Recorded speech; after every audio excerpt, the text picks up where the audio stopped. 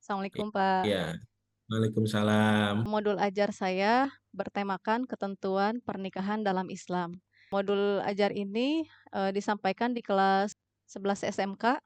Model pembelajarannya menggunakan pendekatan problem based learning sama diferensiasi. Kemudian untuk metodenya ada reading aloud, writing in the here and now, dan kartu sortir. Untuk tujuan pembelajarannya ada dua. Satu, menjelaskan tentang pengertian pernikahan, dan yang kedua, menjelaskan dalil nakli tentang pernikahan.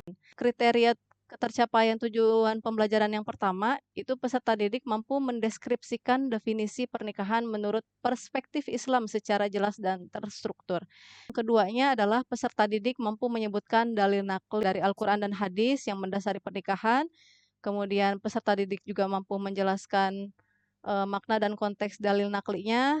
Peserta didik juga mampu menjelaskan tujuan pernikahan dalam Islam. Peserta didik mampu menjelaskan hukum pernikahan dalam Islam. Dan yang terakhir, peserta didik mampu menyebutkan prinsip utama dalam memilih pasangan berdasarkan dalil nakli.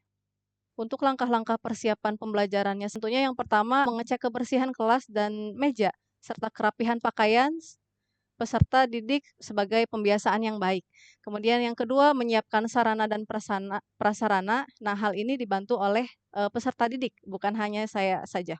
Dan yang ketiga, menyiapkan media pembelajaran seperti kartu sortir, PowerPoint, gambar tentang materi ketentuan pernikahan dalam Islam, kisah Siti Hajar, dan masalah-masalah relevan terkait materi pernikahan dan LKPD. Untuk kegiatan pembukanya sendiri, seperti biasa, guru mengucapkan salam, menyapa peserta didik, mengajak peserta didik berdoa sebelum melaksanakan pembelajaran, melakukan absensi, dan memberikan motivasi. Kemudian yang kedua, guru melakukan persepsi dengan cara menanyakan materi yang lalu dan materi yang hari ini. Dan yang ketiga, guru menyampaikan tujuan pembelajaran.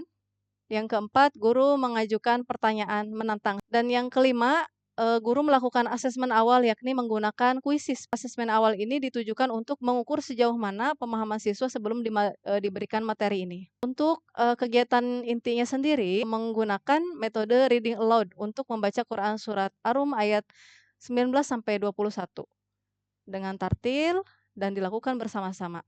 Kemudian setelah melakukan tadarus bersama, disajikan nanti sebuah gambar tentang ketentuan pernikahan dalam Islam dan sebuah kisah Siti Hajar. Nanti menggunakan metode writing in the here and now, peserta didik itu memberikan komentar terbaiknya terhadap gambar. Pendekatan PBL dan diferensiasi tentunya membagi siswa-siswi menjadi beberapa kelompok melalui metode card sort atau kartu sortir.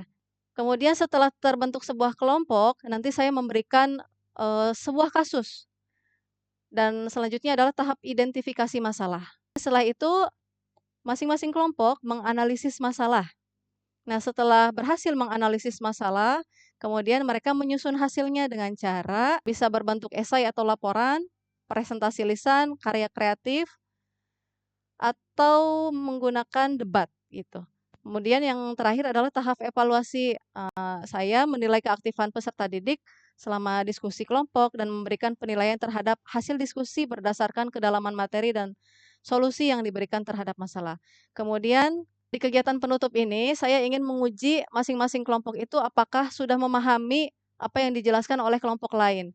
Jadi saya menggunakan word wall ya.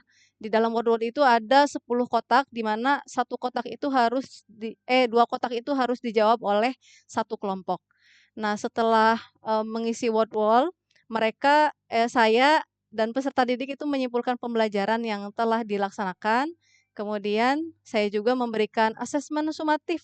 Nah, asesmen sumatif ini sama menggunakan kuisis juga dengan soal yang di asesmen awal. Jadi untuk mengukur sejauh mana pemahaman mereka setelah melakukan pembelajaran tentang ketentuan pernikahan dalam Islam.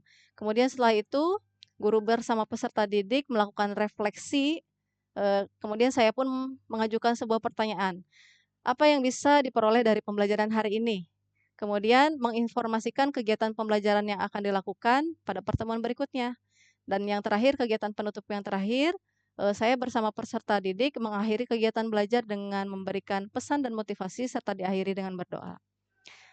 Adapun penilaian pencapaian tujuan pembelajarannya itu ada tiga. Ada tiga aspek. Satu, penilaian sikap, kemudian pengetahuan dan keterampilan. Untuk sikap sendiri, tekniknya menggunakan observasi, instrumennya lembar observasi sikap. Yang kedua, penilaian pengetahuan, tekniknya menggunakan tes tulis dan instrumennya menggunakan tes objektif atau pilihan ganda. Dan yang terakhir, penilaian keterampilan itu tekniknya dengan observasi, instrumennya dengan lembar observasi. Itu mungkin Pak, presentasi dari saya. Terima kasih. Saya senang dengan Anda menggunakan kuisis, artinya sudah menerapkan TPAJK, tapi Iya, terkait dengan tujuan dan capaian pembelajaran itu kok masih di C2, tidak di C3 ataupun C4. Ini metodenya kombinasi antara PBL dan DBL ya. Anda kan suruh membuat kalau tidak salah nanti 4 atau 5 modul ya untuk iya, PPL. iya. Nah, ini apakah tidak bermasalah? Saya rasa untuk diferensiasi sendiri kan menitik beratkan kepada gaya belajar siswa, kemudian minat belajar siswa, gitu Pak. Jadi saya rasa untuk diferensiasi bisa digunakan. Capaiannya ini mampu menyebutkan itu kan level SMK kan terlalu mudah. Iya ya Pak. Harusnya levelnya di C3 atau C4.